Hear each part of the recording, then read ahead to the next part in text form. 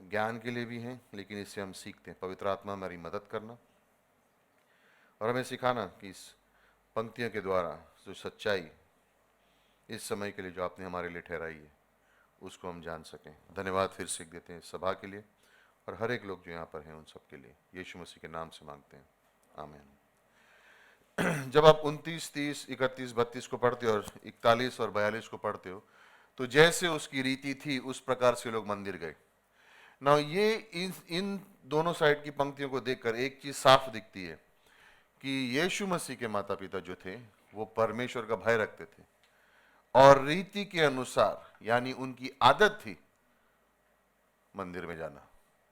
अगर नए नियम की हम बात करें तो उनकी आदत थी कलीसिया जाना।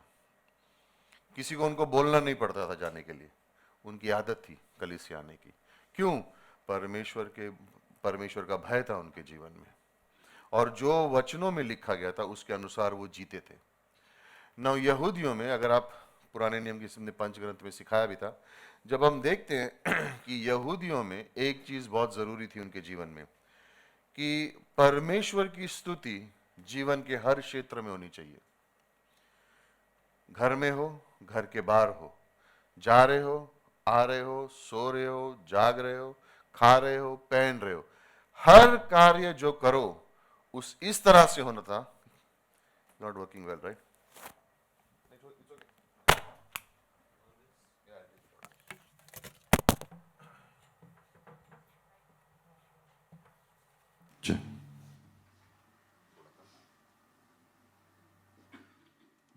वो इस प्रकार से होता था कि जो कुछ भी करो उससे परमेश्वर को स्तुति मिलनी चाहिए, उससे परमेश्वर को आराधना मिलनी चाहिए। यानी अगर मैं बातचीत कर रहा हूं तो मेरा जीवन इस तरह से हो कि उससे परमेश्वर को स्तुति मिले।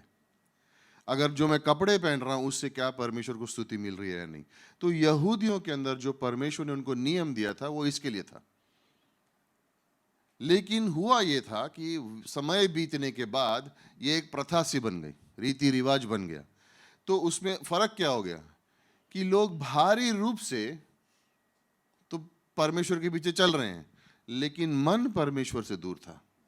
और इसलिए जब यीशु मसीह इस धरती पर आए और जब कलीसिया की शुरुआत होने से पहले जब वो यहूदियों के पास गए तो उन्होंने फरीसियों से कहा, हाय हो तुम पर। क्यों? क्योंकि तुम भारी रूप से दिखावा बहुत सही कर रहे हो नियम के अनुसार, लेकिन तुम्हारा दिल मुझसे बहुत दूर है, तुम्हारा दिल मुझसे बहुत दूर है। और जब हम आज इस विषय में और इस महीने में हैं और क्रिसमस की बात सोच रहे हैं तो हमें यह भी याद रखना है कि क्रिसमस हम सिर्फ, सब कुछ चल रहा है लेकिन मेरा दिल कहाँ है? भारी रूप से मैं चर्च में भी हूँ, मैं आउटरीच में भी जा सकता हूँ, मैं सेवकाई भी कर सकता हूँ, लेकिन क्या मेरा दिल परमेश्वर के नज़दीक है या नहीं? क्योंकि वचनों के अनुसार इन दोनों चीज़ों के बीच में अंतर नहीं होना चाहिए। जैसा मैं बाहर हूं वैसा मुझे अंदर भी होना चाहिए, जैसा मैं अंदर हूं वैसा ही मेरे जीवन में दिखना भी चाहिए। हो ये सकता है फरीसी के संग कि वो लोग बाहर के रूप से बहुत ही आत्मिक लग रहे थे लेकिन अंदर से बिल्कुल अलग थे। यीशु मसीह ने कहा, तुम उस कब्र के समान हो, अंदर से सड़ गया है लेकिन बाहर से तुमने मार्बल लगाया हुआ है, बहुत खूबसूरत लग रहा है। जब कब्रिस्तान में जाते हैं तो देखते हैं साफ मार्बल की कब्र है, अंदर सड़ा हुआ शरीर है। और उसने कहा इस प्रकार से, और यीशु मसीह ने कहा इस तरह से होना नहीं चाहिए। हमारे जीवन में हर चीज परमेश्वर के अनुसार जो उसने कहा है वो होनी चाहिए ना। अंदरूनी जीवन और बाहरी जीवन में समानता होनी चाहिए, मैच होना चाहिए, अलग अलग नहीं होना चाहिए। यीशु मसीह के माता पिता की जीवन से जब हम ये पढ़ रहे हैं तो उनके उसमें लिखा है उसके माता पिता प्रति वर्ष फसह के पर्व में यरूशलेम जाया करते थे। एक्चुअली अंग्रेजी में जैसे उनकी आदत थी,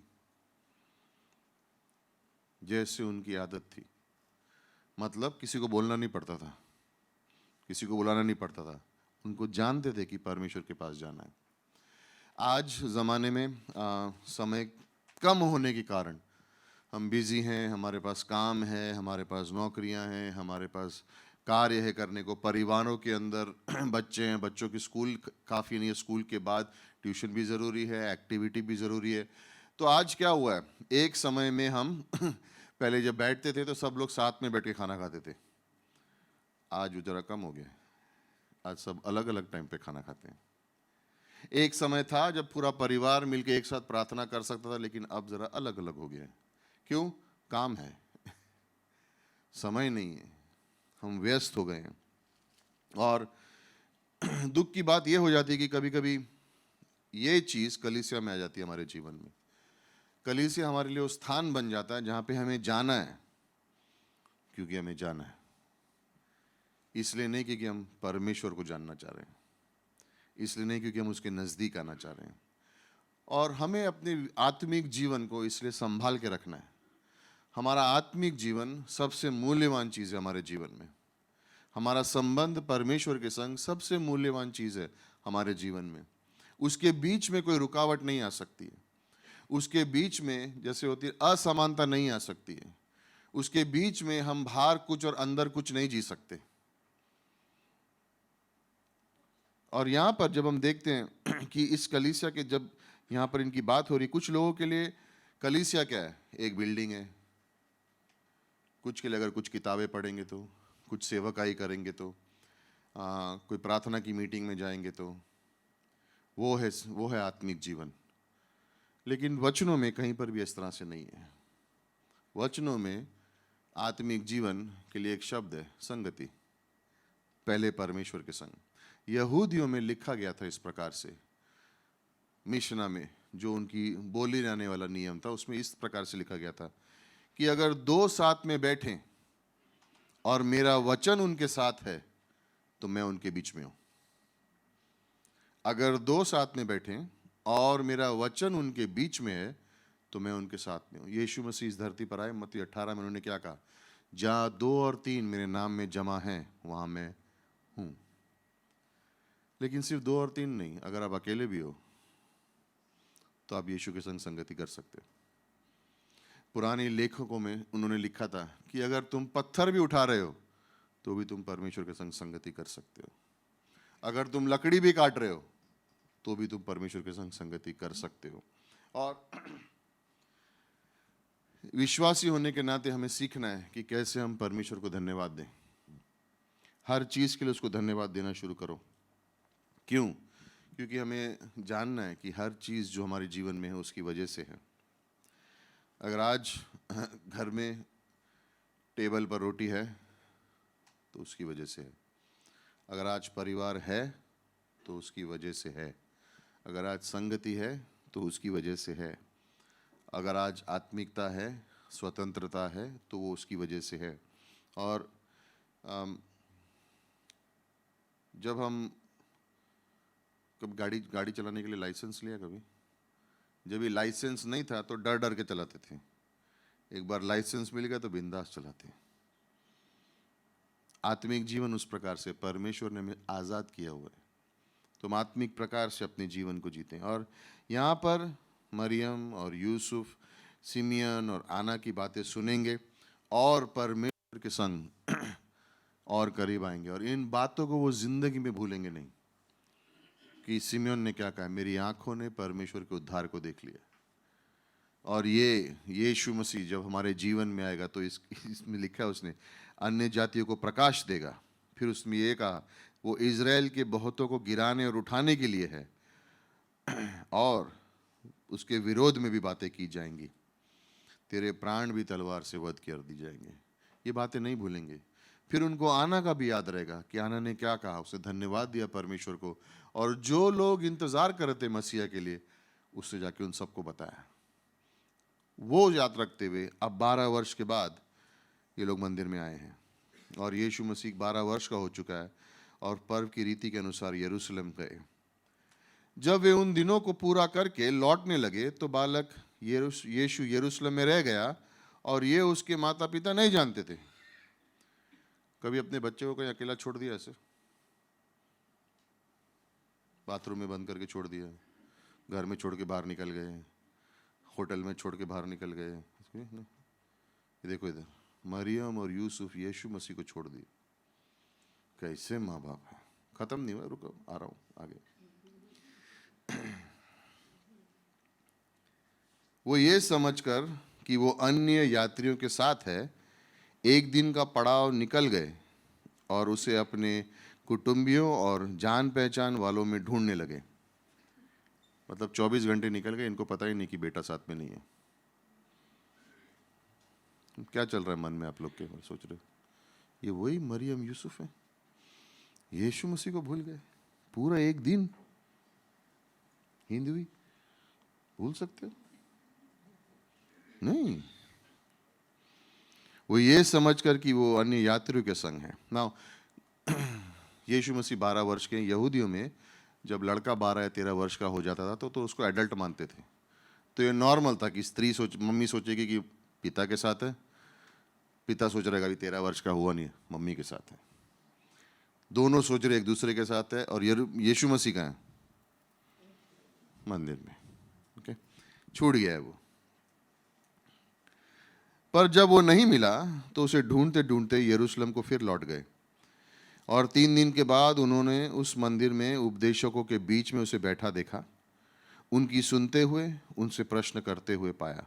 रैप सेशन चल रहा था, उनकी सुन रहा था और उनसे सवाल कर रहा था। इसलिए आपको हम लोग पूछते कोई सवाल है तो यीशु मसीह की आप एक्टिंग नहीं, मतलब आप यीशु मसीह की तरह हो और सही सवाल पूछोगे तो इधर उधर के नहीं पूछने का। कल बारिश होगी क्या? जितने उसकी सुन रहे उसको उसके उत्तरों से वो चकित थे। तब वे उसे देखकर चकित हुए और उसकी माता ने उसे कहा, हे पुत्र, तूने हमें क्यों यहाँ इस तरह से व्यवहार किया है? देख, तेरा पिता और मैं कूदते हुए तुझे ढूंढते हैं। उसने उनसे कहा, क्या तुम मुझे क्यों ढूंढते हो? क्या नहीं जानते थे कि मुझे अपने पिता के भवन में होना है? अवश्य है। कुछ मुद्दे हैं इन पंक्तियों में जिसके बारे में हम बात करेंगे। पहला मुद्दा यह है कि वो लोग यीशु मसीह को छोड़ दिए, यीशु मसीह को भूल गए। क्या हम मसीह को भूल सकते हैं? नहीं भूल सकते। संगति में भूल सकते हैं। जब हम मसीह में विश्वास करते हैं तो हम अपने उद्धार को नहीं खोते, लेकिन संगति को खो सकते हैं। मैं आ रहा हूं, उस पॉइंट के ऊपर आ रहा हूं, क्योंकि बहुत से लोग समझते हैं कि संगति जो हम करते हैं वो संगति नहीं है। जिस दिन हमने विश्वास किया उस दिन हम परमेश्वर के सहभागी, इन सेंस उनके परिवार में हो गए और हमें कोई भी परमेश्वर से अलग नहीं कर सकता है। यूहन्ना 10 वर्ष नंबर 27 में लिखा है, मेरी भेड़ मेरी आवाज़ सुनते हैं, मैं उन्हें जानता हूँ, वो मेरे पीछे हो लेते हैं, मैं उन्हें अनंत जीवन देता हूँ और वो कभी नाश ना होंगे। Okay, it's working. और वे मेरे पीछे पीछे चलती है। मेरी भेड़ मेरे शब्द को सुनती है और मैं उन्हें जानता हूँ और वो मेरे पीछे पीछे चलती है। ओके, यहाँ पे ये पंक्ति दी गई है। नेक्स्ट वर्स, और मैं उन्हें अनंत जीवन देता हूं। अनंत जीवन मरने पे नहीं मिलता है, अनंत जीवन जिस दिन यीशु मसीह पर विश्वास किया उस दिन मिलता है। और वे कभी नाश मतलब नहीं होंगे और कोई उन्हें मेरे हाथ से छीन न लेगा। नाउ एक्चुअली अंग्रेजी में बोलते हैं नो मैन, और वो मैन शब्द जो है, पुरुष शब्द जो है, आदमी शब्द जो है, वो एक्चुअली यूनानी में नहीं है। वहाँ पे कहने का मकसद है कि कोई भी चीज़ मुझे यीशु मसीह से छीन नहीं सकती। ना मनुष्य, ना शैतान, ना परिस्थिति, कोई भी चीज़ मुझे उससे अलग नहीं कर सकती। हम इतने ताकतवर नहीं हुए कि हम यीशु मसीह के हाथ से खुद निकल सकते, और इस दुनिया में कोई इतना ताकतवर नहीं है जो यीशु मसीह के हाथ से हमें निकाल ले। इसलिए यहाँ पे लिखा है वे कभी नाश ना होंगे और कोई उन्हें मेरे हाथ से ना छीन लेगा। नेक्स्ट वर्स, मेरा पिता जिसने उन्हें मुझे देखो दिया है सबसे बड़ा है और वो कोई उन्हें पिता के हाथ से नहीं छीन सकता। तो ना यीशु के हाथ से छीन सकते हो, ना पिता के हाथ से छीन सकते हो। तो हम खो नहीं सकते। एक बार हमने उद्धार पा लिया, हम खो नहीं सकते। जिन्होंने उद्धार नहीं पाया वो यीशु के हाथों में नहीं है, वो खोए हुए हैं, वो परमेश्वर से दूर हैं, उनके पास उद्धार नहीं है, वो स्वर्ग नहीं जाएंगे। क्योंकि वो परमेश्वर के हाथ में नहीं है। लेकिन जिन्होंने विश्वास किया है वो परमेश्वर के हाथों में है। बाइबल ये सिखाती है साफ रूप से। लेकिन एक बार आप परमेश्वर की संतान बन गए, आप हमेशा के लिए उसकी संतान बन गए। फिर आप उसको खो नहीं सकते हो, लेकिन उसके संग संगति खो सकते हो ना। कई लोगों को लगता है संगति मतलब क्या, मैंने एक विश्वासी को फोन किया और उसको बोला प्रेज द लॉर्ड, फिर हम लोग ने 1 घंटा फोन पे बात की, फिर बोला प्रेज द लॉर्ड और फोन रख दिया, मैंने 1 घंटा संगति की। नहीं, आपने बातचीत की, आपने संगति नहीं गई। हम लोग साथ में खाना खाने गए, बहुत मजा आया, सब बिलीवर लोग चर्च के बाद गए, खाना खाया, मजा आया और हमने संगति की। नहीं, आपने संगति नहीं की, आपने खाना खाया। हम लोग ने वो एक दूसरे को फोन किया, सबका सवाल पूछा, वो क्या कर रहा है, ये क्या कर रहा है, वो क्या कर रहा है, ये क्या कर रहा है, इसके जीवन में मालूम है क्या, उसके जीवन में क्या चल रहा है, उसके जीवन में चल रहा है, इसके जीवन में चल रहा है। आपने फोन रखा, बोला हमने संगति की। नहीं, आपने सिर्फ बातचीत की। संगति में बहुत सी चीजें मिलती हैं। फर्स्ट, संगति सिर्फ विश्वासियों के बीच में होती है। आप अविश्वासी के संग संगति नहीं कर सकते। क्यों? उसके अंदर मसीह नहीं है। संगति क्या है? जब यीशु मसीह बातचीत का माध्यम है तो संगति हो रही है। संगति परमेश्वर के संग बहुत जरूरी है, लेकिन संगति क्या है ये जानना जरूरी है। यूनानी में शब्द है कोइनोनिया। हम एक दूसरे के संग मिलते हैं। फिलिपियों के 3 अध्याय पंक्ति नंबर 10 में पौलुस कहता है, मैं कुछ नहीं जानना चाहता सिवाय यीशु मसीह के सामर्थ्य के द्वारा पुनरुत्थान के जीवन के बारे और मैं उसको और उसकी मृत्युजन के सामर्थ्य को और उसके साथ दुखों में सहभागी होने के, सहभागी शब्द है वहां पे, सहभागी, जानना। संगति के लिए अलग अलग शब्द दिए गए हैं, लेकिन ये है सहभागी। जब हम सहभागी होते हैं तो हमारे बातचीत जीवन का मध्य में यीशु मसीह है, उसके बिना हम संगति नहीं कर सकते। जब हम बातचीत कर रहे हैं तो क्या हमने ऐसा कुछ कहा जिसे परमेश्वर लिख सकता है? देखो, ये मेरे बारे में बातें करें, मलाकी की किताब में लिखा है ना कि जब भी वो लोग मेरे बारे में बातें की तो परमेश्वर ने अपने कान लगाए और सुने और अपनी यादगार की किताब में उनके बारे में लिख दिया। अगर कुछ हमारे बातचीत के बीच में यीशु मसीह के योग्य है उस किताब में लिखने के लिए तो वो संगति है, लेकिन अगर नहीं है तो वो संगति नहीं है। संगति वचन के ऊपर आधारित है। हम वचन के आसपास हैं। अगर हमने सिर्फ बातचीत की, एक दूसरे का हाल पूछा, ठीक है, लेकिन उसको हम संगति नहीं बोल सकते। इसलिए कई सारे लोग संगति को समझते नहीं हैं और उनको लगता है हम परमेश्वर के संग सही चल रहे हैं, हमारी परमेश्वर के संग संगति है, क्योंकि हम मैसेज सुनते हैं, हम बाइबल को पढ़ते हैं और हमारी संगति है। नहीं, संगति में बहुत सी चीज़ें होती हैं। संगति में सबसे पहला है नीति वचन का 17:17। संगति मतलब हम एक दूसरे के लिए मित्र हैं, तैयार हैं एक दूसरे की मदद करने के लिए। प्रोवर्ब 17, मित्र सब समय में प्रेम रखता है। क्यों? वचन पर आधारित है और विपत्ति के दिन भाई बन जाता है। जब कठिनाई आती है तो मित्र से भाई बन जाता है। ये संगति है, वचन पर आधारित संगति। जब परमेश्वर हम दोनों के बीच में है। सबसे अच्छा चित्र बाइबल में संगति का दाऊद और योनाथन का है। जब भी वो मिलते थे उनके बीच में वो परमेश्वर के बारे में बात करते थे और किसी चीज के बारे में नहीं। सारी बातें करते थे लेकिन बीच में परमेश्वर होता था। परमेश्वर तुझे आशीष दे, परमेश्वर तेरा भला करे, परमेश्वर तेरी संग जाए, परमेश्वर तेरा, मेरा पिता तेरे पीछे पड़ा है लेकिन चिंता मत कर, परमेश्वर तेरे साथ है। संगति हो रही है। मेरा पिता ने तुझे दुश्मन मान लिया लेकिन डर मत, परमेश्वर का हाथ तेरे ऊपर है। संगति हो रही है। वचन पर आधारित है मित्रता, वचन पर आधारित है बातचीत। जब हम संगति करते हैं तो हम एक दूसरे के गुनाहों पर ध्यान नहीं देते, पापी स्वभाव पर ध्यान नहीं देते।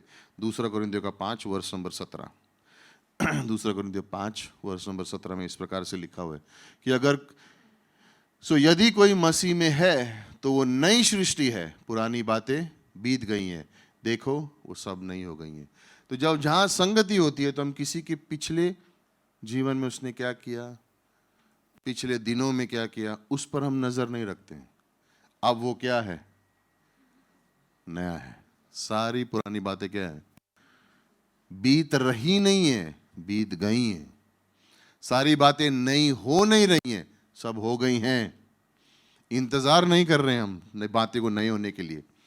जब हम संगति करते हैं तो हम एक दूसरे के बोझ को उठाते हैं। गलातियों का 5 वर्ष नंबर 2, एक दूसरे के बोझ को उठाते हैं ताकि एक दूसरे कि जिसका बोझ ज्यादा है वो हल्का हो जाए। जब हम संगति करते हैं तो हम मेल मिलाप में लगे रहते हैं। दूसरा कुरिन्थियों का 5 वर्ष 19 और 20।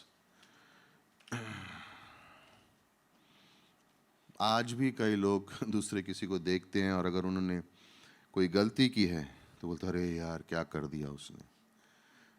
हम उस प्रकार से नहीं है। जहाँ सच्ची संगति होगी तो हम लोगों के गुनाहों के ऊपर ध्यान नहीं दे रहे हैं, वो यीशु मसीह में नए हैं उस पर ध्यान दे रहे हैं। और हमेशा याद रखना कि अगर किसी ने कुछ किया तो याद रखना अगर आप उस जगह पे होते तो शायद आप भी वही करते। अगर आप उस परिस्थिति में होते तो शायद आप उससे भी बुरा कर सकते थे। अगर आप आदम की जगह होते और हवा की जगह होते ईदन की वाटिका में तो आप क्या करते।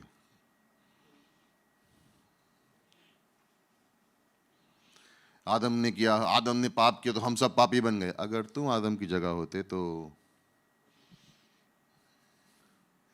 शायद उससे ज्यादा भी कर सकते थे। अगर कोई नाकाम हुआ है तो याद रखना मैं उस परिस्थिति में नहीं था, नहीं तो शायद मैं भी वो कर सकता था। और दूसरा कारण, शायद परमेश्वर के अनुग्रह की वजह से उसने मुझे रोक लिया, क्योंकि मैं भी शायद उस दिशा में जा रहा था। और इससे जहाँ संगति होती है वहाँ पे पुराना नियम, पुरानी बातें, पुराने कार्य, जो भी कुछ हुआ है उसकी कोई जगह नहीं है वहाँ पर। संगति में हम पर अपने नए मनुष्य तत्व में परमेश्वर से बातें करते हैं और दूसरों को भी उसी नज़र से देखते हैं, पुराने नज़रों से नहीं।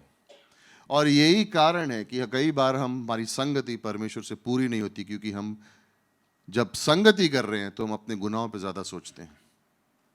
इसलिए कई बार हमारी संगति में रुकावट होती है परमेश्वर के संग। लेकिन परमेश्वर कभी भी हमें नीची नज़र से या बुरी नज़र से या उसके बारे वो हमारे बारे में कोई गलत सोच नहीं रखता है। परमेश्वर हमारे बारे में सही सोच रखता है। वो हमें अपने पुत्र के, बेटे और बेटी के समान देखता है। तो जब हम उसके संग संगति करते हैं, परमेश्वर के मन में हमारे बारे में कोई बुरी सोच नहीं है। और हमारे विश्वासी जीवन में अगर हमें कोई चीज़ में मजबूत होना है तो वो एक संगति है। फर्स्ट हमें समझना है कि संगति क्या है और उसके बाद संगति में रहना है, क्योंकि कहीं ऐसा ना हो जाए कि हम भी थोड़ा आगे निकल जाएं और यीशु मंदिर में और एक दिन निकल गया लेकिन हमको उसका एहसास भी नहीं हुआ है, यू नो।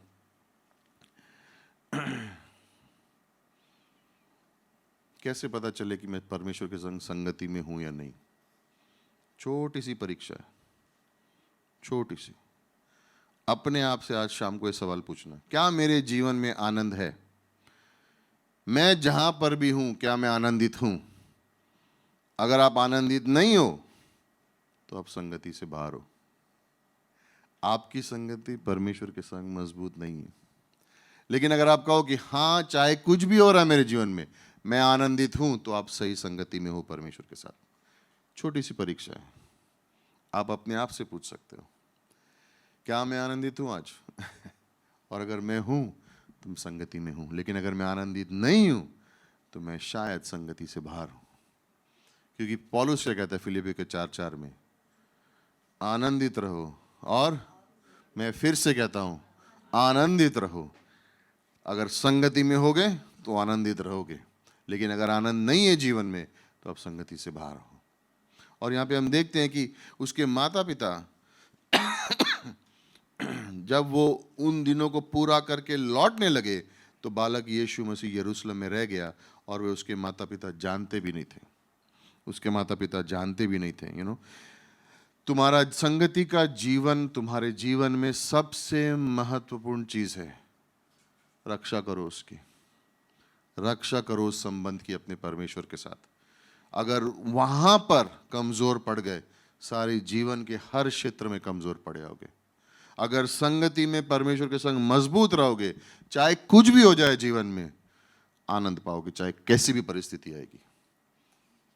लेकिन अगर आनंद संगति नहीं है मजबूत, एक दिन खुश, एक दिन नाराज, खुश, एक दिन नाराज।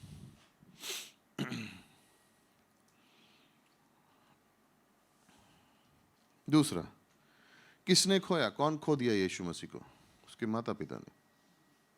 किसने खोया?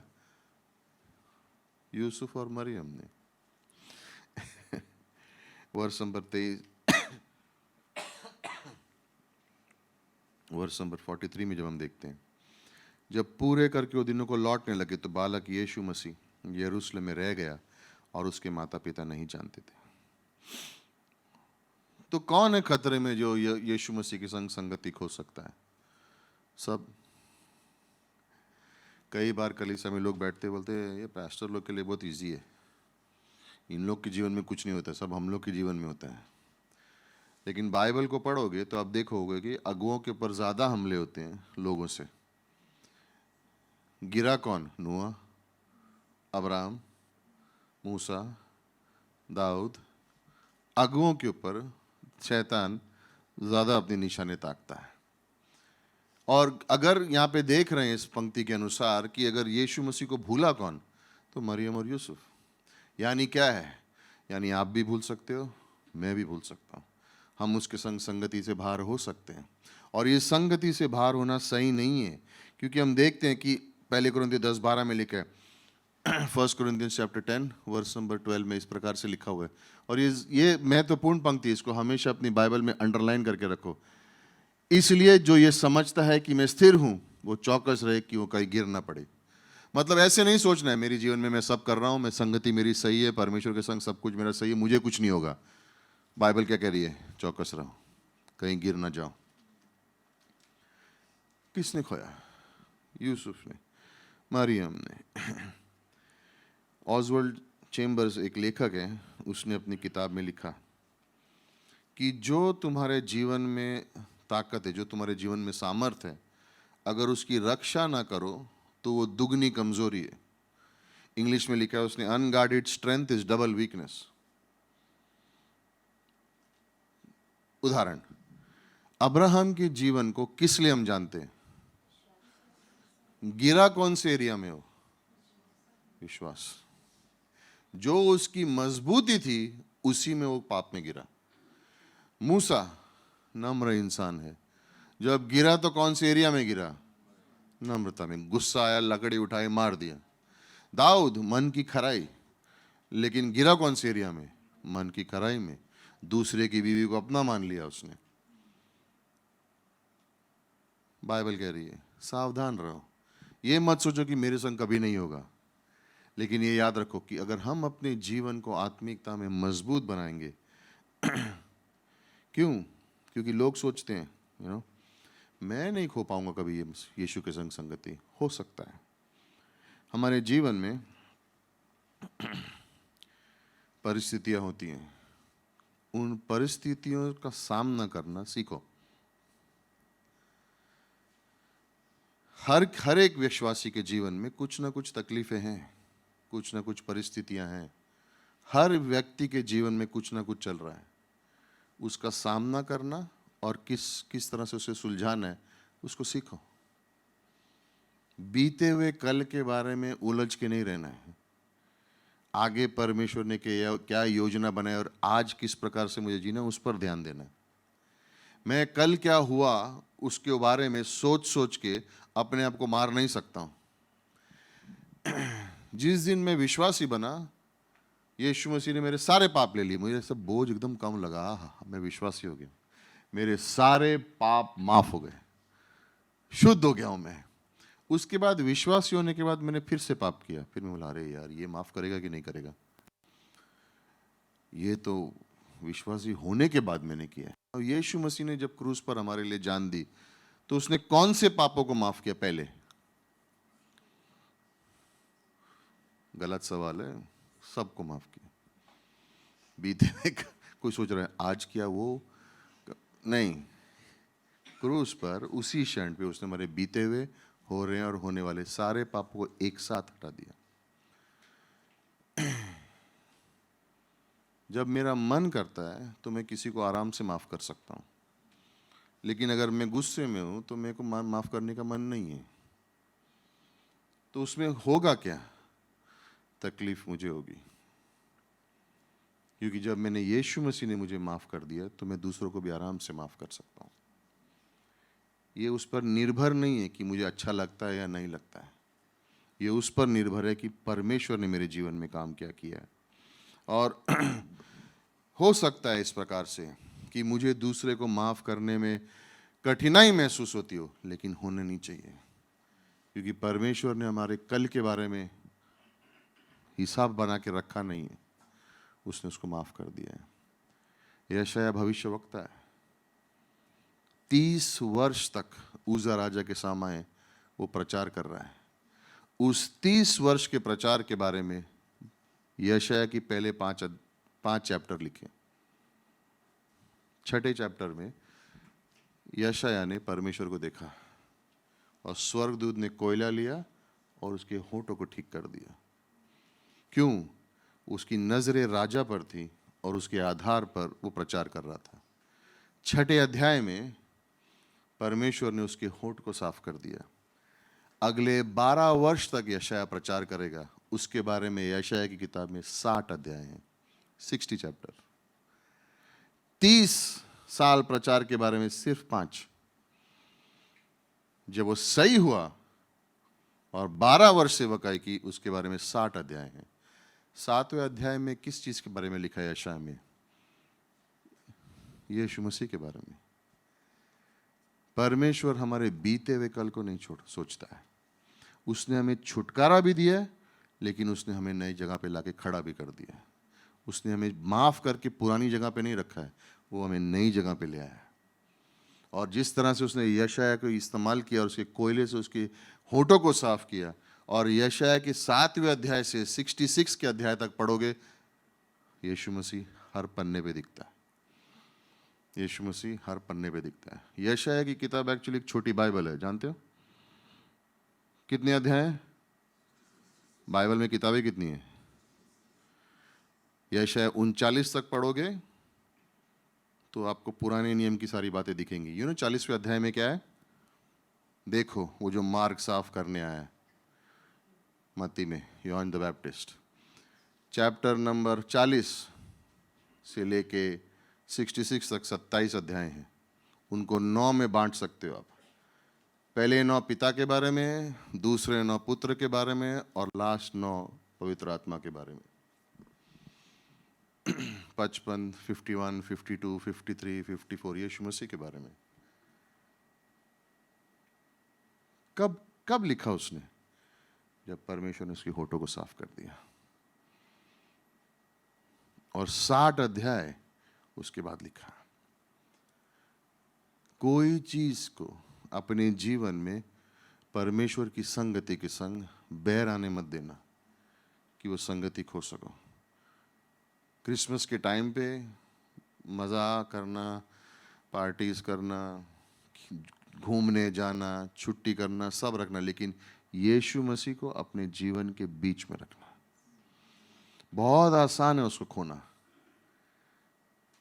मैं सुबह बता रहा था कि कल हम लोग जब यहाँ पे प्ले प्रैक्टिस खत्म हुई तो बोला नहीं साफ करनी चाहिए जगह, तो झाड़ू कटका कर रहे थे हम लोग में कंपटीशन हो गया, कौन ज़्यादा अच्छा झाड़ू मारेगा और कौन ज़्यादा अच्छा कटका मारेगा, राइट?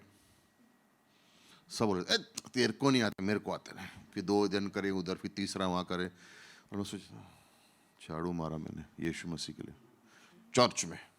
घर में कभी किया नहीं था, चर्च में कटका मारा मैंने यीशु मसीह के लिए। उससे कुछ फर्क नहीं पड़ता। क्या मसीह को देखते हुए मैंने झाड़ू कटका मारा या दूसरों को देखते हुए? मेरे को सब लोग देख रहे हैं, मारो झाड़ू कटका। घर में गया, ये मेरा काम नहीं है, तेरा काम है। लेकिन चर्च में सब देख रहे थे, सबको याद रहेगा मैंने कटका मारा था। उदाहरण दे रहा हूं, कोई भी चीज दूसरों को देखते हुए नहीं रखना है, मसीह के वजह से करना है। और ये आसान है इन दिनों में, क्योंकि हमारे जीवन में, इस संसार में बहुत सी ऐसी चीजें हैं जो हमारे ध्यान को खींच सकती हैं। हमारा पापी स्वभाव हमारा ध्यान कहीं और डाल सकता है, शैतान हमारा ध्यान कहीं और लेके जा सकता है, संसार हमारा ध्यान कहीं और लेके जा सकता है। लेकिन हम संगति में मजबूत बने रहते हैं, क्योंकि यीशु मसीह हमारे जीवन का केंद्र है, यीशु मसीह हमारे जीवन का मध्यस्थ है। अगली चीज हम देखते हैं कि खोया कहां पर उसको। फर्स्ट चीज क्या थी? क्या उसको खोया? तो संगति खोई। दूसरी चीज किसने खोया? माता पिता ने। तीसरी चीज किधर खोया? मंदिर में। ओह, मतलब कहां पर खोया? दारू के अड्डे पे नहीं, संसार में नहीं, मंदिर में। ये सब जगहों पे मैं नहीं आता हूं बार बार में, लेकिन क्या ये हो सकता है कि आप चर्च में भी हो लेकिन उससे बहुत दूर हो? क्या ये हो सकता है कि शारीरिक रूप से मैं यहां हूं लेकिन मेरा दिल उससे बहुत दूर है? हाँ, हो सकता है। क्या हुआ है? अब आंसर मत करना, मालूम है मुझे इसका आंसर क्या है। क्या ये होना चाहिए? नहीं, लेकिन वो कैसे दूर गए? एक कदम, एक कदम, एक कदम, एक कदम चलते रहे। एक दिन के बाद याद आया वो नहीं है, 3 दिन लग गए ढूंढने में। हो सकता है। कहां पर? क्यों? क्योंकि मेरा हृदय, प्रकाशित वाक्य 3 अध्याय वर्ष नंबर 17, लेओडिसिया की कलीसिया है। तू जो कहता है कि मैं धनी हूं और धनवान हो गया हूं और मुझे किसी भी वस्तु की घटी नहीं है, लेकिन ये नहीं जानता कि तू अभागा है, तुच्छ है, कंगाल है और अंधा है और नंगा है। यीशु मसीह के लेओडिसिया के कलीसिया से कह रहे हैं, क्योंकि वो कलीसिया क्या कह रहा है? हमारे पास सब कुछ है। यीशु मसीह कह रहा है मैं नहीं हूं वहां पे, मैं नहीं हूं वहां पे। तेरे पास सब कुछ है, लेकिन एक्चुअली में तेरा कंडीशन ये है, तू तुच्छ है, तू कंगाल है। क्यों? धीरे धीरे कोई चीजों ने यीशु मसीह से ज्यादा उनके जीवन में महत्वपूर्ण बन गई थी और इसलिए वो परमेश्वर से दूर हो गए थे। हमारी संगति में अगर हम परमेश्वर से संग मजबूत नहीं होगी तो एक छोटी छोटी चीजें हमें उससे दूर कर सकती हैं।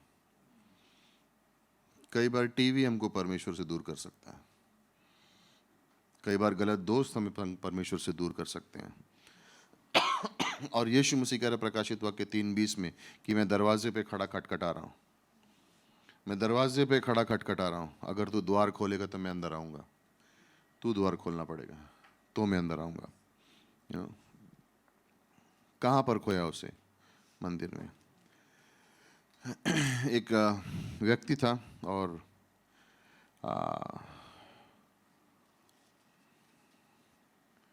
एक राजकुमारी से प्यार करता था, बहुत प्यार करता था उससे, बहुत पैसे थे उसके पास।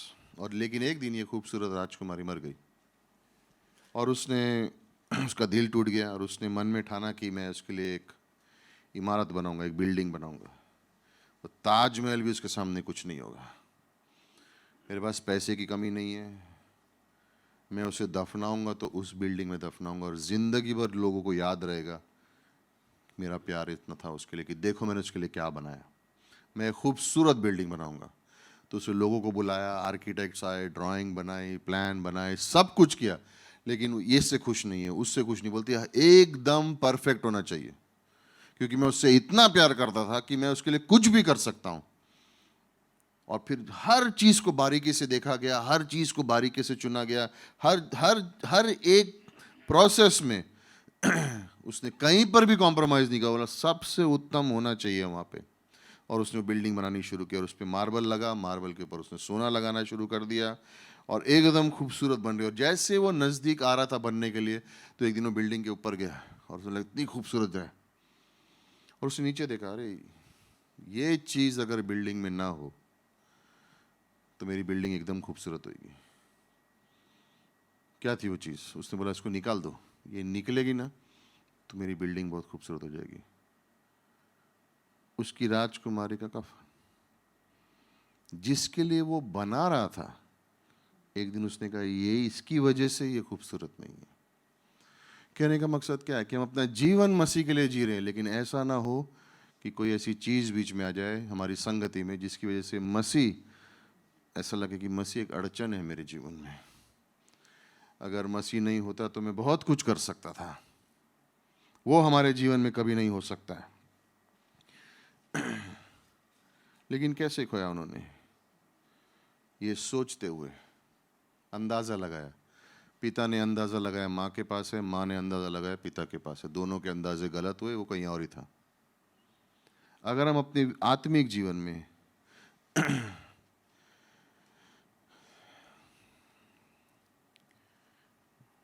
सैमसन, न्यायों की किताब 16वां अध्याय वर्ष नंबर 20 में लिखा है कि परमेश्वर की आत्मा सिमसोन से चली गई और उसको पता भी नहीं था। ना नए नियम में पवित्र आत्मा हमारे जीवन से जाता नहीं है, पुराने नियम में कार्य के लिए आता था, लेकिन सैमसन के जीवन पाप से इतना करीब हो गया था कि परमेश्वर उससे दूर चला गया और उसको पता भी नहीं चला। इस कहानी में हम देखते हैं कि वो लोग एक दिन सफर करके दूर चले गए, 3 दिन तक उसको ढूंढते रहे, लेकिन यीशु मसीह उनको मिला नहीं। यीशु मसीह उनको मिला नहीं। और हम सब के जीवन में परीक्षा आएगी ये दिखाने के लिए कि मसीह तुम्हारे जीवन में सबसे पहले है या नहीं। हर एक व्यक्ति जो यहाँ बैठा है, आपके जीवन में और मेरे जीवन में ये परीक्षा जरूर आएगी, ये देखने के लिए कि आपने मसीह को पहले नंबर पे रखा है या किसी और चीज को। और उस परीक्षा को रोकने की कोशिश मत करना, उस परीक्षा से भागने की कोशिश मत करना। उस परीक्षा में यीशु मसीह के अलावा किसी और को अव्वल दर्जा देने की जरूरत नहीं है, क्योंकि जब तक तुम यीशु मसीह को अपने जीवन में पहला स्थान नहीं दोगे, तब तक वो परीक्षा बार बार आती जाएगी। हम में से कुछ लोग यहाँ बैठे हैं, परमेश्वर आपको परखेगा ये देखने के लिए कि यीशु मसीह पहला है कि नहीं। और ये याद रखना हमेशा अपने जीवन में कि अगर परमेश्वर ने तुम्हें उसकी सेवा करने के लिए बुलाया, तो जैसे D.L. मूडी ने कहा था कि अगर परमेश्वर तुम्हें मिशनरी बनने के लिए बुलाए तो झुकना नहीं राजा बनने के लिए। अगर परमेश्वर तुम्हें अपनी सेवा करने के लिए बुलाए तो झुक के राजा मत बन जाना, क्योंकि कई बार हमारे जीवन में दूसरी चीजें हमें ज्यादा महत्वपूर्ण लगती हैं और ऐसा लगता है कि नहीं, परमेश्वर की सेवा तो बाद में कर सकते हैं, पहले मैं जिंदगी में फिट हो जाऊं फिर मैं सेवा करूंगा। और परमेश्वर कह रहे हैं नहीं, पहले मेरे संग एक हो, उसके बाद तेरी जिंदगी फिट होगी। और जब तक तू मेरे संग एक नहीं होगा तब तक तेरी जिंदगी भी फिट नहीं होगी। क्यों? अव्वल दर्जे पे यीशु मसीह है या कोई और चीज। और कई बार हम कुछ और स्थान को उसके ऊपर रख देते हैं और सोचते हैं कि सब सही चल रहा है, और यीशु मसीह कह रहा है तुच्छ है तू जानता भी नहीं है कि तेरे पास कुछ नहीं है। धीरे धीरे करके हम दूर हो जाते हैं। अब यहाँ पे परमेश्वर कह रहा है कि नहीं, ये मैं पहले हूं तेरे जीवन में, मैं पहले हूं तेरे जीवन में, और जब तक मैं पहले नहीं हूं तब तक तेरी परीक्षा चलती रहेगी। कंधा काटते हो कभी? आंसू आते? कभी कभी परमेश्वर हमारे जीवन में एक एक करके लेयर निकालता है कांधे का, ऐसा एक मत करो परमेश्वर, आंख गीली हो रही है, मैं हूं पहले नहीं, फिर और एक निकालता है, ये तकलीफ क्यों आ रही है मेरे जीवन में, मैं हूं पहले नहीं, फिर और कुछ समस्या निकलती है। प्याज की तरह एक एक करके छिलका निकालता है परमेश्वर हमारे जीवन से, और उस मुद्दे तक लेके आता है हमको जब तक हम ये ना बोले हाँ तेरे अलावा कोई नहीं। आप लोग कई में से आज साथ सोच रहे हो मेरे जीवन में तकलीफ क्यों चल रही है, शायद परमेश्वर आपको पील कर रहा है, थोड़ा शायद थोड़ा छिलका निकाल रहा है आपके जीवन से और बोल रहा है मैं पहले हूं कि नहीं हूं। आप सोच रहे हो ये तकलीफ आई क्यों मेरे जीवन में, मैंने तो ऐसे कुछ गलत किया नहीं। क्या तुम पहले हो? क्या मैं तुम्हारे जीवन में फर्स्ट हूं? और अगर नहीं हूं तो ये निकलता रहेगा। तनाव है जीवन में, कुछ समझ नहीं आ रहा मैं क्या करूं, हर चीज करता हूं, थोड़े दिन के लिए अच्छा लगता है, बाद में कंटाला आता है मेरे को। जो भी करने की कोशिश करता हूं थोड़े दिन तक अच्छा सफल होता हूं, उसके बाद फिर वापिस सब खराब हो जाता है। शायद पिता कुछ कर रहा है तुम्हारे जीवन में, ये देखने के लिए कि दूर हो कि नजदीक हो, बहुत दूर चले गए हो कि नजदीक आना चाह रहे हो। और जब तक उसके नजदीक नहीं आओगे, जब तक वो चीज तुम्हारे जीवन से निकलेगी नहीं, वो तुम्हें शांत रहने देगा नहीं। क्यों? क्योंकि वो प्यार करता है तुमसे। तुमको शिक्षा नहीं देनी है उसको, वो तुमसे प्यार, वो जानता है वो चीज तुमको चोट पहुंचाएगी, इसलिए उसको निकालना चाहता है, वो इसको हटाना चाहता है तुम्हारे जीवन से, यू नो। मसीह मनुष्य बना, परमेश्वर इस धरती पे आया ये दिखाने के लिए कि हम भी उसकी तरह जी सकते हैं, कि परमेश्वर के पीछे चलना पूरे दिल से संभव है, परमेश्वर को फॉलो करना पूरे दिल से संभव है, परमेश्वर की आज्ञा मानना, उसके कदमों पर चलना ये संभव है। इसीलिए परमेश्वर मनुष्य बना, इसलिए उसको भूख लगी, इसलिए उसको सर रखने की जगह चाहिए थी, इसलिए वो थक गया।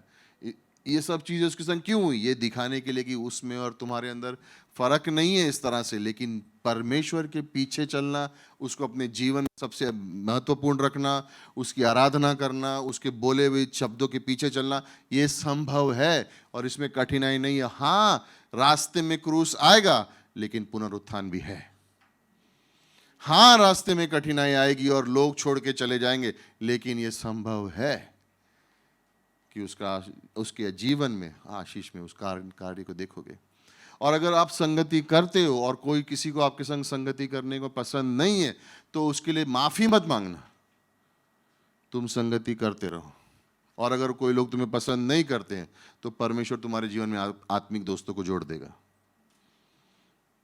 कभी भी आत्मिक होने के लिए माफी नहीं मांगना। आत्मिकता के लिए कभी माफी नहीं मांगनी चाहिए। नहीं, अगर मैं ज्यादा आत्मिक बनूंगा तो ये लोग मेरे को ग्रुप से निकाल देंगे। निकालने दो। हम लोग सब, हमारा ग्रुप है, हम लोग जाते हैं एवरी संडे, हम लोग चाय पीते हैं, और ये कोई बीच में बार बार बोलते ए परमेश्वर परमेश्वर करता है। चुप रे, चर्च में सुनेंगे ना, अभी हम लोग को आराम से बात करने दे। नहीं, विश्वासी है, सांसारिक नहीं है। जो परमेश्वर ने तुमसे बांटा है तुम बांट सकते हो, और अगर किसी को नहीं पसंद है, तुमको हटाना चाहते हैं, कोई बात नहीं, कोई बात नहीं, मैं मसीह के पीछे चलूंगा। यीशु मसीह ने सबको जाके सुसमाचार बांटा, सबके संग संगति की, जो उसके पीछे, किसी को उसने फोर्स नहीं किया मेरे पीछे हो लो, उसने सिर्फ कहा चलोगे मेरे संग, और फिर वो आगे निकल गया। जब 5000 छोड़ के चले गए, उसने कहा तुम भी जाओगे, लेकिन मैं जा रहा हूं परमेश्वर के पीछे। हम आत्मिकता में कभी भी माफी नहीं मांगते कि हम परमेश्वर के पीछे चल रहे हैं। लेकिन अगर ये सब हो रहा है और अगर मैं संगति खो रहा हूं, तो मैं वापस कैसे आ सकता हूं उसके पास? कैसे आए वो लोग वापस? कहां पर मिला? जब वो नहीं मिला तो वो ढूंढते ढूंढते यरूशलेम को फिर लौट गए, और 3 दिन के बाद उन्होंने उसे मंदिर में उपदेशकों के बीच में देखा। ओ, कहां पर भूले थे? मंदिर में। कहां पर मिला? मंदिर में।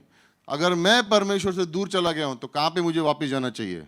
मंदिर में नहीं, उसी स्थान पर जहां पे मैं उससे दूर गया। जिस चीज की वजह से मैं परमेश्वर के संग संगति में दूर चला गया, उसी संगति के संग वही जगह पर वापस आकर परमेश्वर मुझे नया करेगा। कैसे? उसके अनुग्रह से। उसके अनुग्रह से। एक पिता और बेटा घर में बैठे हुए थे। उस मनुष्य की पत्नी और उस लड़के की माँ, दोनों, उसका देहांत हो गया था, मर गई थी। तो पिता और पुत्र बैठ के संगति कर रहे थे अपने घर में। ठंड थी, तो उन्होंने घर में लकड़ी जोड़ के आग लगाई हुई थी, और ठंड को दूर करने के लिए। तो पिता ने पुत्र से कहा, अरे आग बुझने वाली है, लकड़ी ले आ। तो पुत्र ने बोला, नहीं नहीं, मैं नहीं लेके आऊँगा। उसने कहा, एक और लकड़ी ला के डाल दे। उसने कहा, देखो पापा, मैं बिजी हूँ, मैं नहीं लेके आ सकता हूँ। तो पिता ने कहा, मैं तेरा पिता बोल रहा हूँ। पिता की आवाज़ नहीं सुनेगा? बोला, ठीक है आप पिता हो, लेकिन मैं भी बेटा हूँ, मेरे पास टाइम नहीं है। मैं तुझसे बड़ा हूँ, आप मुझसे बड़े हो, लेकिन मैं छोटा हूँ, मेरे पास टाइम नहीं है, मैं बिजी हूँ, मुझे लकड़ी लाने मत बोलो। तो फिर पिता ने थोड़ा कड़क हो गया, बोला मैं तुझे बोल रहा हूँ जाके लकड़ी लेके आ। ठीक है आप बोल रहे हो लेकिन मैं नहीं जा सकता। अब ज़रा टेंशन ज़्यादा हो गई। मैं तेरा बाप हूँ। हाँ आप मालूम है आप मेरे बाप हो, लेकिन मैं भी तो बेटा हूँ, मैं नहीं लेके आऊँगा। ये घर मेरा है। बराबर है ये घर आपका है, लेकिन मैं भी इसमें रह रहा हूँ, मैं नहीं लाऊंगा। अगर तू लकड़ी नहीं लाया तो तू इस घर में नहीं रह सकता है। ठीक है मैं जा रहा हूँ। खिड़की खोली, छलांग मारी, बाहर चला गया घर छोड़ के। पिता का दिल टूट गया, बोला अरे यार चला गया। थोड़े दिन के बाद इसको अक्ल आई, वापिस जाना चाहिए, बहुत ठंडी है, घर में था तो अच्छा था, लेकिन पिताजी वापिस लेंगे नहीं लेंगे पता नहीं। चलो ठीक है जाता हूँ। वापिस गया, पिताजी इंतज़ार कर रहे थे। मैं आ सकता हूँ? ऑफ कोर्स आ सकता है, मैं तेरे लिए वेट कर रहा हूँ। मैं अंदर आ जाऊँ? हाँ अंदर आ जा, तेरे लिए वेट कर रहा हूँ मैं। आया, अंदर आया, बोला आ ये तेरा ही घर है बैठ, लेकिन बैठने से पहले जरा लकड़ी लेके आएगा, आग में डालनी है। बेटे की जगह पे तुम हो, पिता की जगह में परमेश्वर है। जिस चीज से जहां से छोड़ के निकले वहीं पर वापस आना है। अगर वो रुकावट बनी हुई और वो जीवन में बदली नहीं हुई है, जब तक वो निकलेगी नहीं तब तक यीशु मसीह आगे बढ़ेगा नहीं। मैं पाप में रह के ये नहीं सोच सकता हूं मेरे सारे कामों को आशीष मिलेगा। मैं परमेश्वर की आज्ञा को टाल रहा हूं, उससे दूर रह रहा हूं और मैं सोच रहा हूं मेरे सारे कामों में वो आशीष देगा, नहीं होगा। लकड़ी लेके आ, मैं बिजी हूं, मेरी सेवा कर। लकड़ी लेके आ, मेरे को काम पे जाना है। लकड़ी लेके आ, मेरी शादी नहीं हुई अभी तक। लकड़ी लेके, मेरी हो गई बच्चे नहीं हुए अभी तक। मेरे बच्चे हो गए लेकिन उनको पढ़ाना है। लकड़ी लेके आ। जब तक उस जगह पे नहीं आओगे जहां से उसको छोड़ के दूर गए थे, तब तक कुछ नहीं होगा। कहा क्या करेगा, कैसे करूं मैं, वापिस कैसे आऊं? अनुग्रह से, अनुग्रह से। ये अनुग्रह के बारे में ज़्यादा बात मत करो, ये अनुग्रह तो पाप करने का लाइसेंस है। देखो पाप करने का लाइसेंस हमें किसी को देने की जरूरत नहीं थी, हमारे पास है। विश्वासी बनने से पहले हमारे पास पाप का लाइसेंस था और हम लोग करते थे, लेकिन उससे हमें मिला क्या? कुछ नहीं, सिर्फ तकलीफ, सिर्फ दिल टूटा, सिर्फ घर टूटे, सिर्फ सत्यानाश हुआ और कुछ नहीं हुआ। परमेश्वर ने हमें अनुग्रह दिया है उसके पास वापस आने के लिए। और अनुग्रह का मतलब ये नहीं कि उद्धार के लिए, लेकिन अनुग्रह वो सामर्थ्य है कि मैं परमेश्वर को आज्ञा मानकर उसके जीवन में उसके पीछे चल सकूं। अनुग्रह ही वो सामर्थ्य है। उड़ाव पुत्र के पिता ने क्या वेट किया? अच्छा आया वापिस, तू आना पड़ा ना एंड में मेरे पास, चल रुक एक हफ्ता देखता हूं तेरा जीवन, तेरा चाल चलन सही होगा तो तू वापिस आ सकते। रुका वो, क्या किया उसने अपने बेटे के लिए? अंदर आ, कोट पहना है, अंगूठी दी, चप्पल डाली, पार्टी की, बराबर है। वेट किया, एक हफ्ता रुकूंगा, देखूंगा, नौकरों के संग रह तू। नहीं, उसने कहा अभी वापिस में आ। उसको सामर्थ्य दिया और अपने जीवन में उसको वापस ले लिया। अनुग्रह वो हमारा सामर्थ्य है। हम निराश होकर जीते क्योंकि हम सोचते हमने क्या किया है। परमेश्वर निराश नहीं करता। जब मैं सुबह उठता हूं तो मैं कहता हूं धन्यवाद इस दिन के लिए, आज मेरे जीवन का सबसे अच्छा दिन है ये। मालूम है कई सारे लोग विश्वासी कैसे उठते हैं? हाय आज उठना पड़ा, आज का मेरे संग ये हूँ, आज मैं वैसा हूँ, लोग मेरे बारे में क्या सोचते होंगे, मैं जब काम पे जाऊँगा तो मुझसे कैसे बातें करेंगे, मेरे घर वाले मेरे बारे में क्या सोचते हैं, मेरे कोई सुनता नहीं। लेकिन मैं सुबह उठ रहा हूँ क्योंकि उसके अनुग्रह को धन्यवाद दे रहा हूँ और उसकी वजह से मैं कह रहा हूँ आज का दिन, गाना क्या है वो, आज का दिन यहोवा ने बनाया, मैं उसमें कुड़कुड़ाता रहूँ। क्या? हाँ, गाने के लिए यहाँ पे आनंदित रहते हैं, घर में जाके सुबह उठ के शीशे में देख के कुड़कुड़ाते हैं। अंदरूनी जीवन में और बाहरी जीवन में समानता होनी चाहिए, अलग अलग नहीं। और परमेश्वर का अनुग्रह मेरा सामर्थ्य है। मेरा पापी स्वभाव मेरा परमेश्वर नहीं है, संसार मेरा परमेश्वर नहीं है, शैतान मेरा परमेश्वर नहीं है, यीशु मसीह मेरा परमेश्वर है। लोग मेरे बारे में क्या बोलते मुझे उससे कोई लेना देना नहीं। मैं ये लेना देना है कि यीशु मसीह मेरे बारे में क्या बोलता है। मेरा पापी स्वभाव मेरे बारे में क्या बोलता है उससे मुझे कोई लेना देना नहीं है। संसार मेरे बारे में क्या बोलता है मुझे उससे कोई लेना देना नहीं है। शैतान मेरे बारे में क्या बोलता है कोई लेना देना नहीं, वो तो झूठा वैसे ही है यूहन्ना का 8:44 में। लेकिन यीशु मसीह मेरे बारे में क्या बोलते हैं वो ज़्यादा ज़रूरी है मेरे लिए। और जब मैं ये ध्यान दूंगा कि मसीह मेरे बारे में क्या सोचता है, तो मुझे लोगों की पड़ेगी नहीं, मुझे लोगों की परवाह नहीं है, मुझे परमेश्वर की परवाह है। और वो चीज़ मुझे परमेश्वर के संग संगति में बनाए रखेगी। क्यों? क्योंकि परमेश्वर कह रहा है मेरा अनुग्रह तेरे लिए काफ़ी है। और मेरा अनुग्रह को जब तू इस्तेमाल करेगा तो परमेश्वर कह रहा है मैं तुझे सही रास्ते पे लाऊंगा, मैं तेरा मार्गदर्शन करूंगा, मैं तुझे सच्चाई की ओर ले जाऊंगा, मैं तुझे सही रास्ता दिखाऊंगा कि तेरे लिए मेरी योजना क्या है। और वहीं पर तू सफलता पाएगा, वहीं पर तुझे संतुष्टि मिलेगी, वहीं पर तुझे आनंद मिलेगा। तू मुझसे दूर रह के सफल नहीं हो सकता है, तू मुझसे दूर रह के सफल नहीं हो सकता। और परमेश्वर कह रहा है मेरा अनुग्रह तेरे लिए काफी नहीं, लेकिन मैं तो अच्छा इंसान हूं, मैं अच्छे काम करता हूं, मेरे अंदर अच्छे गुण हैं। और परमेश्वर कह रहा है तेरे सारे गुण मेरे सामने चिथड़े के समान है, तुझे मेरे अनुग्रह के बगैर तो कुछ नहीं कर सकता है। पौलुस कह रहा है परमेश्वर ये कांटा है मेरे शरीर में, निकालो। परमेश्वर ने उसको जवाब भी नहीं दिया। दूसरी बार परमेश्वर मेरे जीवन में कांटा ऐसे निकालो, जवाब भी नहीं दिया। तीसरी बोला परमेश्वर मेरे जीवन में कांटा, मेरा अनुग्रह तेरे लिए काफी है। ये क्या जवाब है? कांटा निकलेगा कि नहीं? मेरा अनुग्रह तेरे लिए काफी है।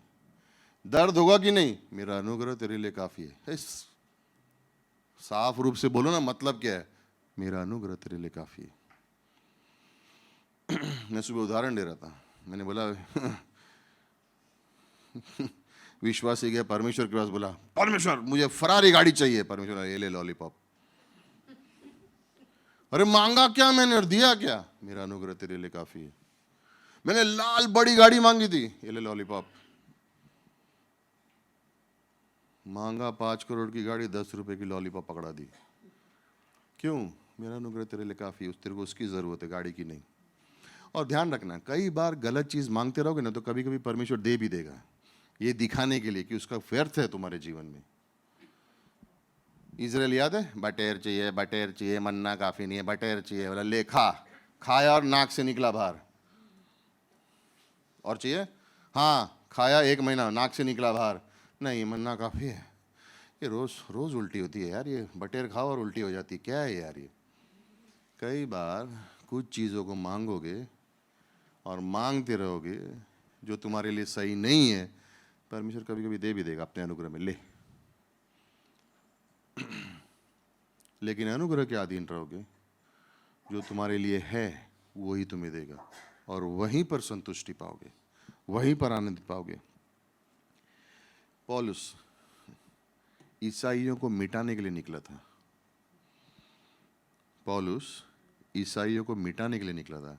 उसने बोला क्रिश्चियनिटी को खत्म कर दूंगा मैं, क्योंकि मेरे हाथ में नियम है।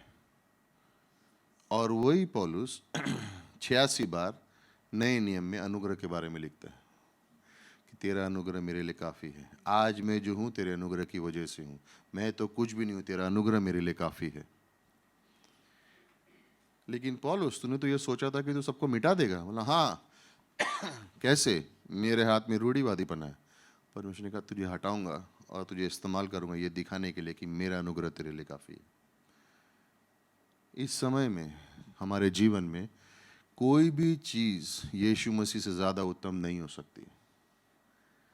चाहे वो क्रिसमस का समय हो, चाहे वो कोई भी समय हो जिंदगी में, यीशु मसीह से ज़्यादा उत्तम हमारे जीवन में कोई चीज़ नहीं हो सकती। कुछ ही दिनों में बाइबल कॉलेज का सेमेस्टर शुरू होगा, है ना? चुनाव किसके हाथ में है? तुमको संगति में नज़दीक आना है या तुमको अपने गुणों में जीना है? चुनाव तुम्हारे हाथ में। मैं ये कह सकता हूँ ये तो मैंने क्लास की है, मैं ये भी कह सकता हूँ मुझे इस क्लास की ज़रूरत नहीं है, मैं ये भी कह सकता हूँ मेरे पास टाइम नहीं है, मैं ये भी कह सकता हूँ मैं बहुत बिजी हूँ, मैं सब कुछ कह सकता हूँ। लेकिन मैं ये भी कह सकता हूँ मैं तुझ पे भरोसा करूँगा और मैं बाइबल कॉलेज जाऊँगा। देखते हैं दरवाज़ा कौन तोड़ता है, देखते हैं कौन रोकने वाला आएगा, देखते हैं कौन सी चीज़ मेरे ज़्यादा जीवन में ज़रूरी होगी। चुनाव तुम्हारे हाथ में है। और परमेश्वर अगर तुम मुझ पे भरोसा करेगा तो मैं तुझे दिखाऊंगा कि मेरा अनुग्रह तेरे लिए काफ़ी है। लेकिन मेरा काम करने वाला मुझे छोड़ेगा नहीं, मेरा अनुग्रह तेरे लिए काफ़ी है। मेरी कंपनी मुझे छोड़ेगी नहीं। कितना आसान है ना, मेरे बॉस ने मुझे बुलाया, मेरे मालिक ने मुझे बुलाया, और परमेश्वर कह रहा है लेकिन मैं भी तो तुझे बुला रहा हूँ, उसकी आवाज़ कब सुनेगा? हम लोग बाइबल कॉलेज इसलिए करने नहीं बोल रहे कि हमको कुछ मिलेगा उसमें से, बहुत कुछ है हमारे पास करने के लिए, लेकिन आपकी संगति परमेश्वर के संग सबसे ज़्यादा ज़रूरी है। कितने साल करना चाहिए बाइबल कॉलेज? 23 साल से कर रहा हूँ, आज तक बंद नहीं किया, एक सेमेस्टर नहीं किया था। जब नया विश्वासी बना था, फर्स्ट सेमेस्टर किया, सेकंड सेमेस्टर बहुत बिजी हूँ बोला, बहुत बिजी हूँ, मैं ऐसा बाइबल कॉलेज नहीं कर सकता हूँ। और जो भी कुछ हुआ वो टाइम पे जीवन में अच्छा हुआ, ऐसा नहीं हुआ कि बुरा हुआ, लेकिन संतुष्टि नहीं थी, शांति नहीं थी जीवन में। सब सही जा रहा है, लेकिन ऐसा लगा कुछ तो भी गड़बड़ है, कुछ गलत हो रहा था नहीं, सब सही हो रहा था, लेकिन मन में लग रहा था कुछ तो भी कमी है, कहीं ना कहीं तो कुछ गड़बड़ है। परमेश्वर कहता ले एक और छिलका निकाला, सब कुछ मिल गया, हाँ आनंद है नहीं है, सबक सीख लिया, 23 साल हो गए, एक भी सेमेस्टर छोड़ा नहीं, या तो सिखा रहा हूँ या सीख रहा हूँ। बाय द वे मैं भी क्लास लेता हूँ, यहाँ से नहीं लेकिन बॉल्टीमोर से हर सेमेस्टर में 2 क्लास करता हूँ मैं। क्यों? मुझे भी ज़रूरत है, मुझे भी ज़रूरत है। मैं उस स्थान पे नहीं पहुँच सकता हूँ जहाँ पे मुझे लगे कि मुझे किसी की ज़रूरत नहीं, मैं सब जानता हूँ, क्योंकि वो मेरे लिए खतरे का स्थान है। और अनुग्रह की वजह से ही हम वो अनुग्रह से परिपूर्ण जीवन जी सकते हैं। और परमेश्वर अपने बच्चों के साथ सिर्फ अनुग्रह के संग डील करेगा, उसके अलावा नहीं है। सिर्फ अनुग्रह के संग डील करेगा। अपने बारे में कभी नीचा नहीं सोचना, तुम पर दोष की आत्मा नहीं है, तुम पर परमेश्वर के अनुग्रह की आत्मा है। परमेश्वर तुम पे उंगली नहीं उठाता, लेकिन परमेश्वर तुम्हें अनुग्रह देता है।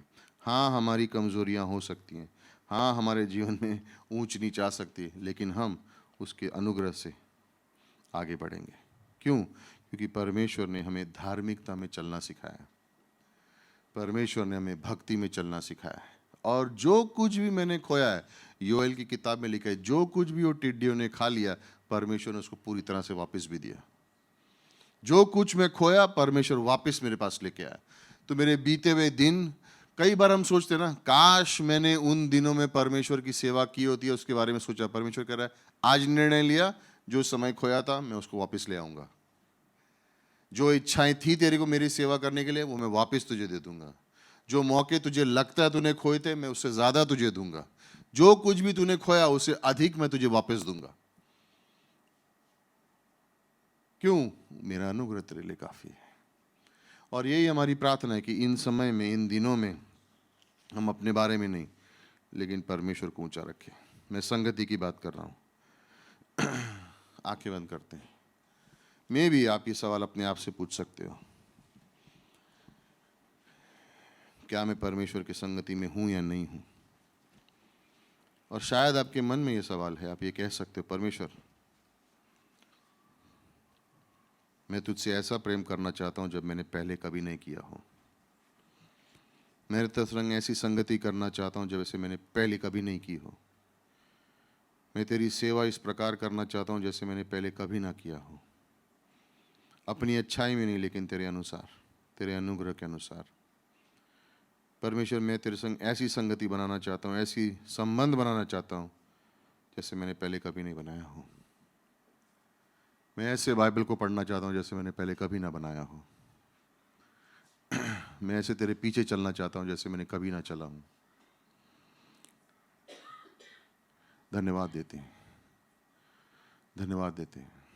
अगर ये आपकी प्रार्थना, आपके मन में ये सोच है, आप कह रहे हो परमेश्वर से मैं और भी संगति में बढ़ना चाहता हूं, मैं तेरे और करीब आना चाहता हूं, मैं तेरे पीछे चलना चाहता हूं, मैं तेरे मकसद को फॉलो करना चाहता हूं, मैं तुझसे और करीब प्रेम करना चाहता हूं, मैं वो अनुग्रह का जीवन चाहता हूं। आंखें बंद हैं, सर झुके में अपना हाथ 1 मिनट ऊपर करके नीचे कर सकते हो। आप परमेश्वर से मांग रहे हो, परमेश्वर आप देख रहे हो इन हाथों को, इनको आपकी संगति चाहिए। इन्हें आपका प्रेम चाहिए। जो कुछ भी ये मांग रहे ताकि वो और गहराई आपके संग चल सके, आप इनको दे दो प्रभु। जो भी इन्होंने मांगा है प्रभु, जो भी इन्होंने चाहा है प्रभु, वो इनको दो ताकि हम तेरे और करीब आ सकें और मसीह को इस दिनों में उत्तम जाने, मसीह को इन दिनों में श्रेष्ठ रखें और मसीह को इन दिनों में खोए नहीं। बहुत सी चीज़ें चलेंगी, आउटरीचेस होंगी, प्रेयर टाइम होंगे, क्रिसमस की सभा होगी, लेकिन हम तुझे अपनी नज़रों में, अपने दिल में सबसे ऊंचा स्थान दे प्रभु। हमारे जीवन में आना प्रभु, हमें मजबूत बनाना। हम तुझे सबसे उत्तम स्थान देना चाहते हैं प्रभु।